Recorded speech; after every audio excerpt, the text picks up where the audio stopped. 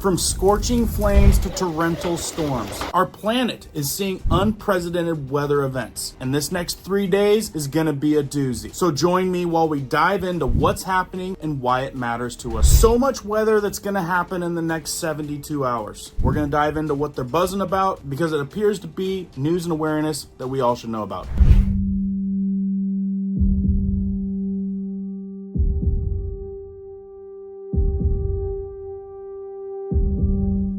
My name is Cohen here at Riverside Homestead, and if you're brand new here, welcome. If you guys are into prepping tips, emergency preparedness, and most of all, news and awareness, stuff that you want to know about, be sure to hit that notification bell so you guys can stay up to date.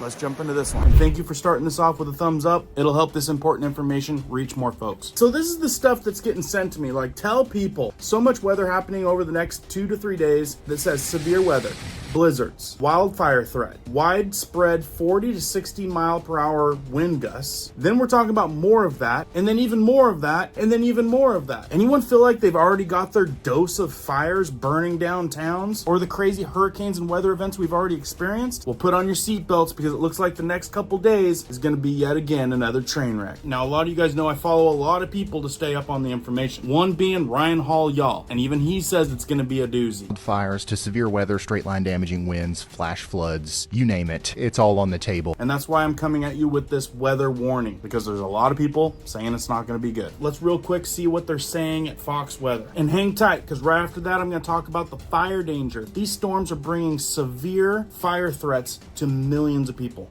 Upper level low now swinging right through the four corners, and a lot of energy wrapped up with that. That is the water vapor imagery, but it's a testament to the nice swirl in the atmosphere as it all rolls out of the Intermountain West. Yeah, very easy to see where the dry air is, and even the winds that are going to be picking up in the southwest today. Where it is dry, it's going to be very dusty, but the low is going to get going, and it's going to deepen very swiftly into tomorrow. It will. This right here is just a shenanigans right there. It's an upper level impulse kind of washing itself out. It's going to ride up and over into Florida. Light rain showers are a possibility. That's not the severe weather. Did you notice this? We ramped it up now. We're level 3 out of 5 on the bad scale. So look, that's going to affect a lot of you. Pay attention to this one right here. To the overnight. So it could be 2 parts for some of these areas. The Dallas metro all the way up into Oklahoma City. And we've got all the threats available here, unfortunately. Tornadoes, we're going to find that later on this evening through the overnight hours. Initially, we'd see some large hailmakers with those big old supercells that are going to develop probably just after sunset. That's a purple shaded area. That's 2 out of 5 on the bad scale. But wind damage, that threat's going to be there also. So to your point with the timing, here are about 8 o'clock this evening.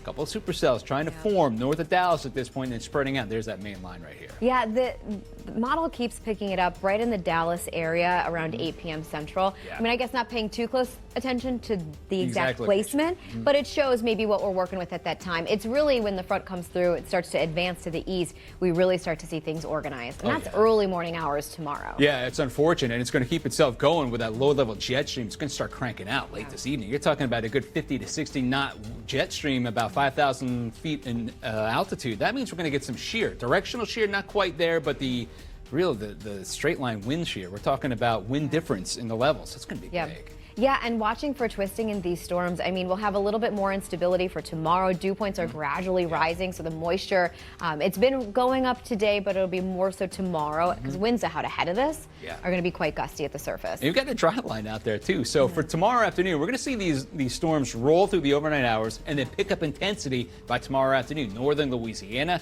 all the way through Arkansas, Mississippi as well. Yeah, I think, Tuesday, early morning hours into the afternoon and evening, everything pushing through the Mississippi Valley. Tuesday's going to be a long day, and it is the day when we have the highest risk for tornadoes, and also strong tornadoes, which would signal anything around an EF2 or stronger.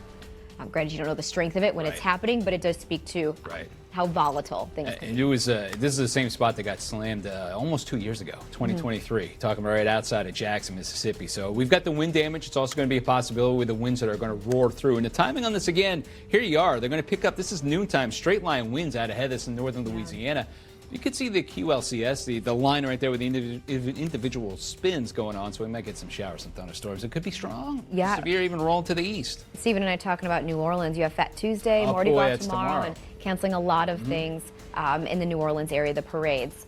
as a result of the weather. And look, that's just one aspect to this whole thing. So if you're in that zone, be aware, be precautious, because the data's coming in. I think the last I heard from Ryan Hall, he said up to 10% chance now for tornadoes. The way that this thing is moving across, it's going to affect a lot of people. And look, it's not the only threat. We got huge fire threats going on right now that's sounding like it's going to be pretty darn bad. Watch this.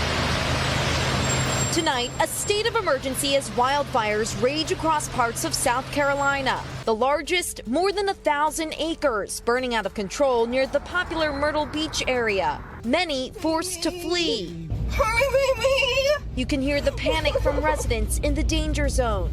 It's definitely nerve-wracking. The flames fueled by dry conditions and strong winds. A rare red flag warning issued Saturday. We saw this fire really flare up. We could even see flames from our studio here in Myrtle Beach, 5 miles away. Now, an urgent effort to attack the flames from every angle. Choppers and planes seen making water drops throughout the day. Russell Hubright is with the state's Forestry Commission. And look, this is just one spot. When that storm hits this area, it might blow this thing into a huge residential mess. Wildfires also spread out across hundreds of acres in North Carolina, including the Melrose Fire in the Blue Ridge Mountains. Thick smoke can be seen for miles, the flames slicing through this hillside. Officials are asking the public to stay vigilant with burn bans in place across both states.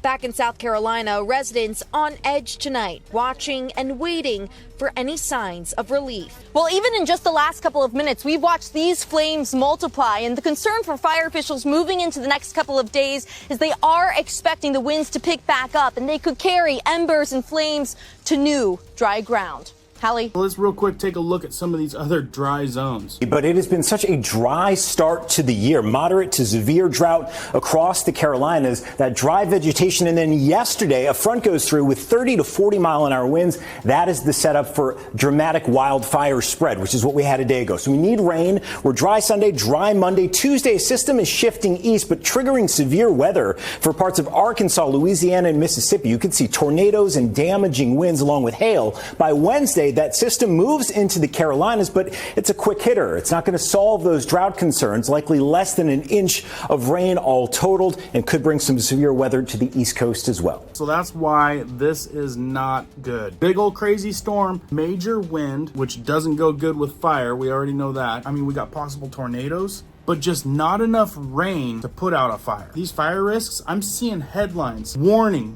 millions of people in danger. And you back things up a little bit and you just see, entire towns burning down. These events are getting a little bit crazier these days. So when they say millions of people in danger with this possible fire threat, crazy 40 to 60 mile an hour potential winds, I'm done with the days of yeah, that's probably not gonna happen. Because you and I both have seen towns burn to the ground. I'm telling you, this is not a small storm. Even when I was watching other Weather Channel guys, including Ryan Hall, they're saying people are going to experience up to 60 to 70 mile an hour winds. And this big system is going to take it all the way right over to the East Coast. It's going all the way. So I'm thinking when you're thinking about these places like this one right here, this article, Crews battle wildfires in North and South Carolina amid dry conditions and gusty winds. That's about to get a lot worse. So there you go. I'm going to keep this one really, really short because I just wanted to ring the bell for anyone out there that hasn't been paying attention. So like I said, strap up, get ready, be aware of what's going on because this next 3 days could be a doozy. And if that tornado warning starts creeping up above 10%, I imagine Ryan Hall will probably be doing a live so you guys can follow that along. He usually does a great job at keeping you guys posted with a great play-by-play. I've got a lot more to talk to you guys about this week, including a little bit of deep dive on what's going on with these fires. There's something fishy that we're going to dive into. So make sure that subscribe button and notification bells turned on because I got a lot more good stuff coming down the pipe. Keep prepping, keep learning, keep doing, guys. We'll see you on the next one.